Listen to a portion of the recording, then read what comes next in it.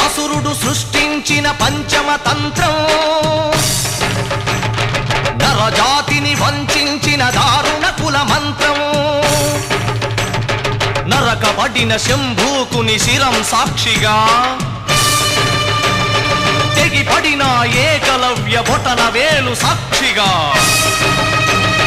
ముంతల చీపురుల మన దీనగతం సాక్షిగా, ప్రశ్నించిన ప్రతి చోట మహారక్త క్షేత్ర